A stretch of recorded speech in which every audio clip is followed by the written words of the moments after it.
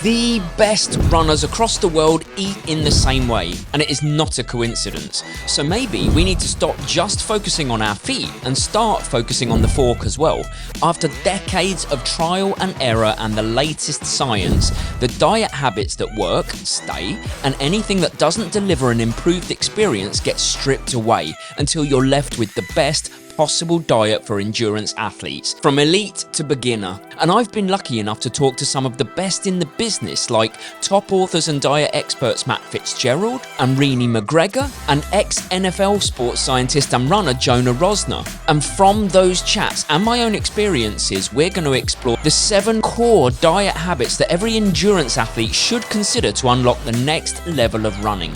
Alright, here's how I want this video to work. I've spoken to some what I believe really interesting and really knowledgeable people over the years, and I want to kind of summarize that and bring it to you.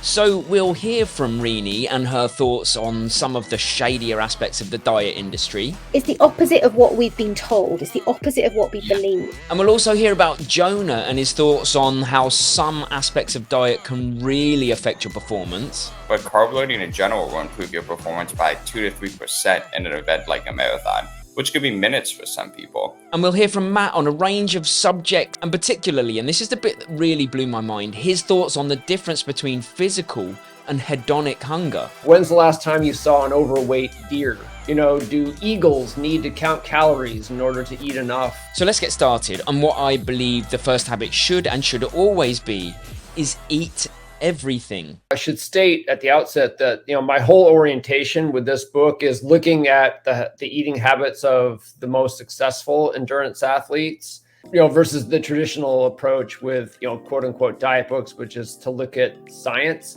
And of course, as you know, having read the book, there's plenty of science in the book, but this is really just like more of like an observational monkey see, monkey do, I'll have what he or she is having approach.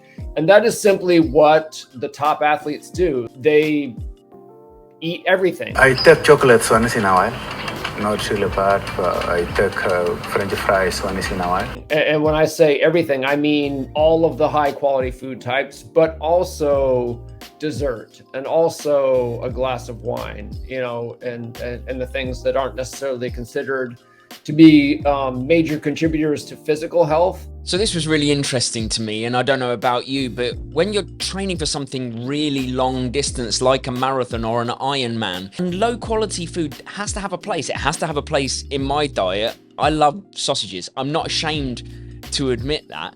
There will be points when I have an ice cream. There will be points when I have a dessert. There will be points when I have a burger. That's okay. I think the key is it's high quality majoritively, low quality sometimes as and when you need. The psychological aspect of diet is every bit as important as the physiological aspect, but is very often overlooked. So you just have to enjoy eating. We humans created these lower quality foods for a reason, because they're enjoyable to eat, and that's okay. Like that in itself is a good reason to eat those foods. And there's no research evidence at all that suggests that those types of foods have to be completely eliminated. So as long as everything's in their proper proportion, if there's like a psychological and social benefit to eating some lower quality foods, and no real physiological detriment, and it feels natural, and you're like everyone else and enjoys eating a donut every now and then, do it. Because food should never be looked at as punishment in any way, and I think we go down a dangerous road if that's the case. The second habit is eat quality, not equality. For nutrition scientists, diet quality has a very specific meaning, which is what effect eating the food has on your health and fitness. So it's not like dairy's bad, like wholesale.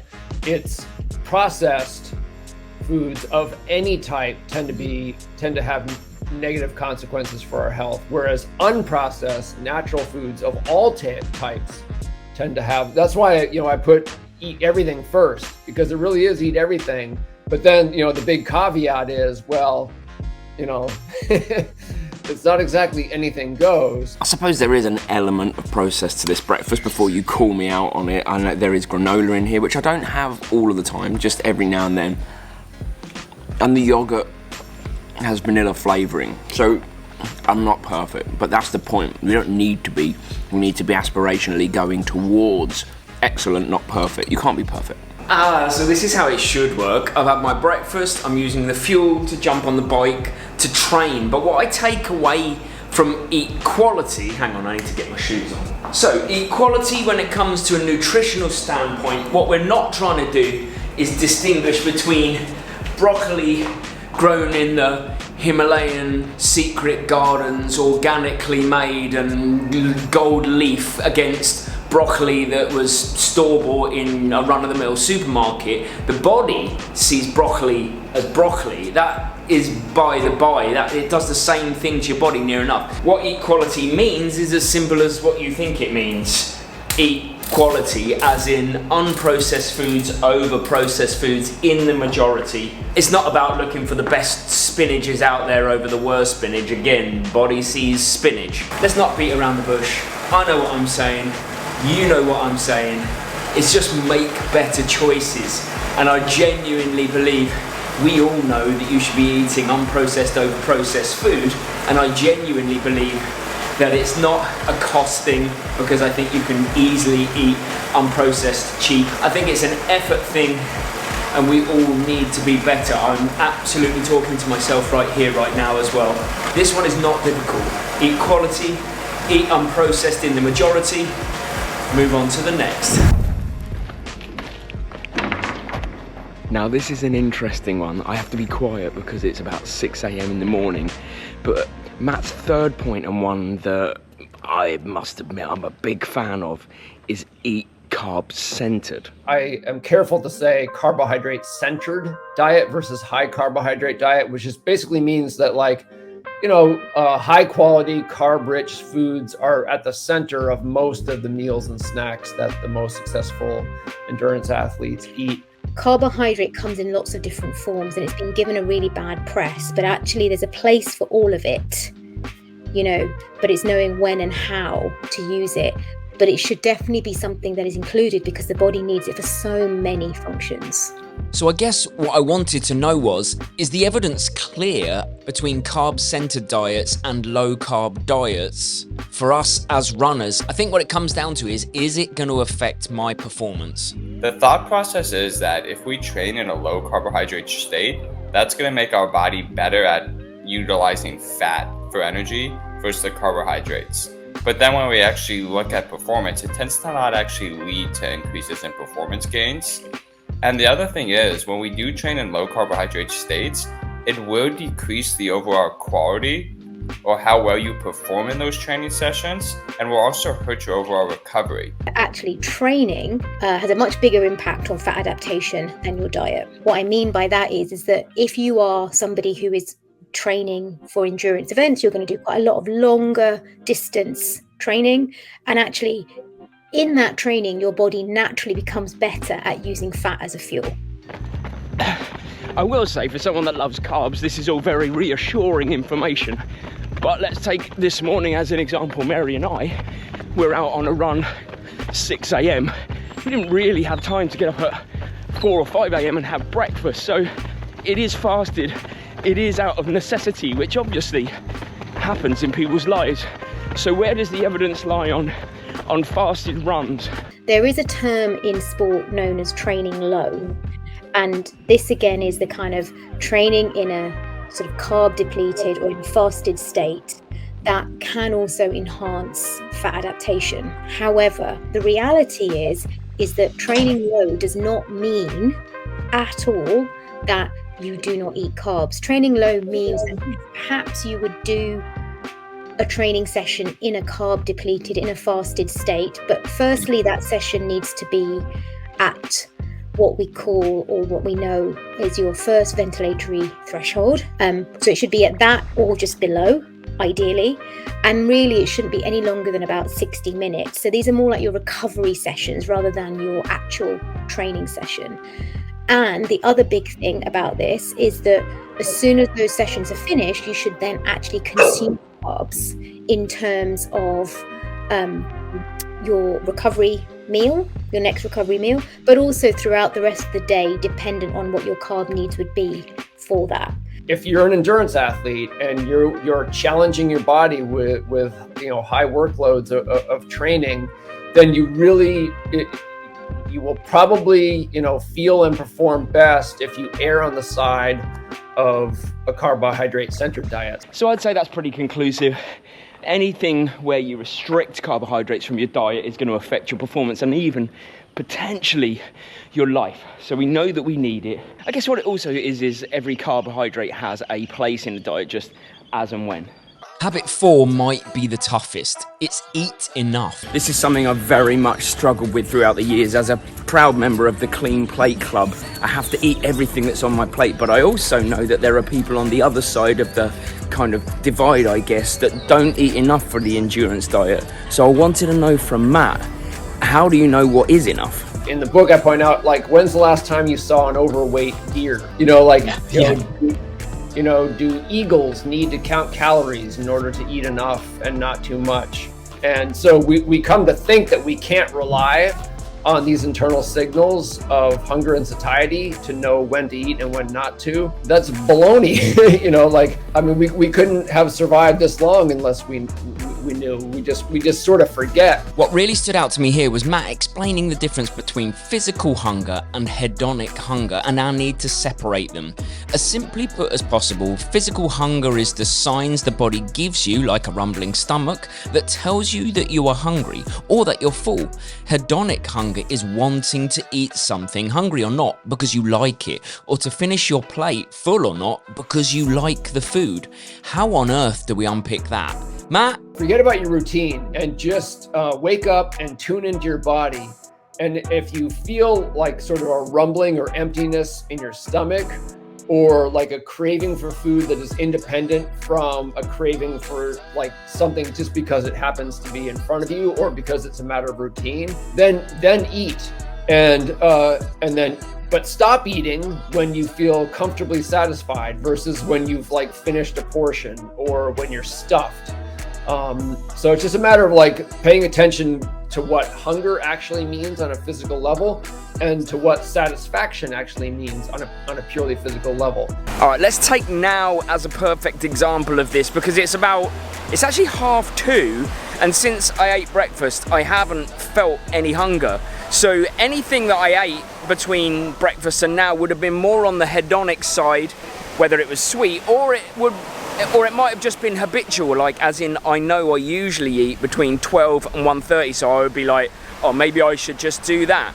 But I'm really trying to tune into what my body is feeling, and as yet I still don't feel hungry, so I'm just at the beach waiting for that hunger to hit, and when it does, I'll eat, but right now, not eating, and I feel all right about that. Just give a whole weekend to just break your normal routine, break your habits, and eat just based on listening to your body. Okay, we relented. So like 3:10, and we know that although I'm still not hungry is a possibility. So we are eating. Still don't really feel hungry, but this is preemptive. If you look at the most successful athletes out there, so you look at, the Kenyan and Ethiopian runners that do so well, they do not underfuel. Habit 5, and this is the exciting one because you get to kind of really find your own strides, is eat individually. And what that really means is that you're going to take all of the habits that we previously talked about, you're going to dial it in, and then now you're going to experiment with what works for you. The individuality thing is actually a little bit overplayed. It's like, I'm a unicorn, you're a unicorn. Like, we all have to figure it out from zero. That's not the case. We're all human. And the first 4 habits we discussed really establish sort of parameters that we all need to function within. You're going to do fine as long as you're within those parameters, obeying those first 4 habits. But in order to find your optimal place within that space, it's on you, really. What I think Matt is really saying is that there will be foods that work for me before a long run, before a race, that maybe don't even work for Mary, even though we're following the other 4 habits. So it could be, in fact, I say it could be, like we know, that Mary responds better the night before a race by eating things like rice, whereas me, it's potato, and pasta.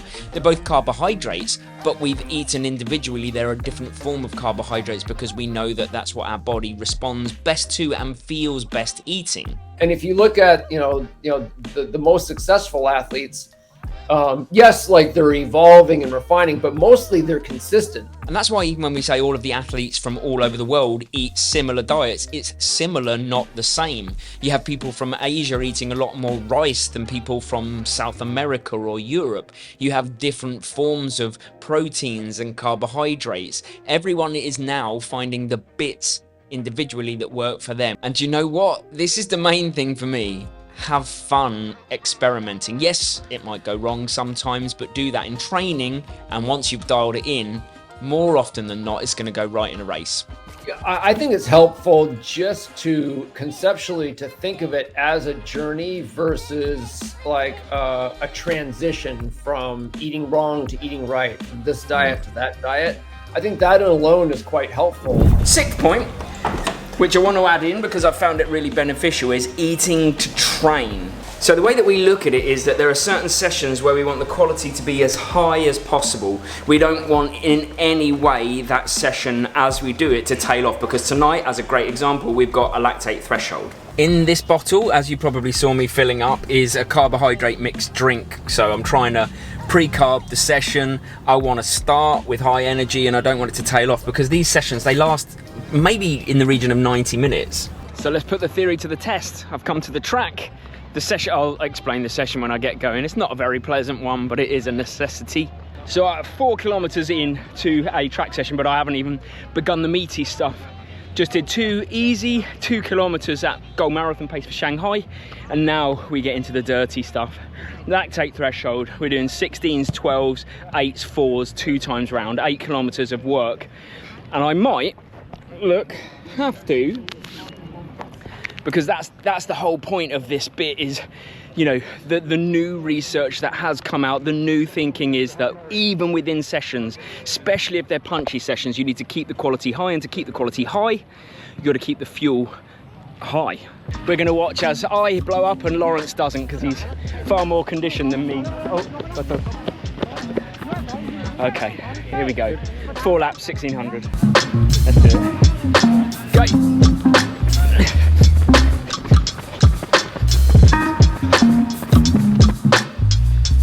That's the first set done, so I am going to blow up, I'm not going to lie, but I'm going to try and avoid it. Keep this quality high, keep the heart rate in check by turning to the gel now before the next 1600, which is what I've got in 25 seconds.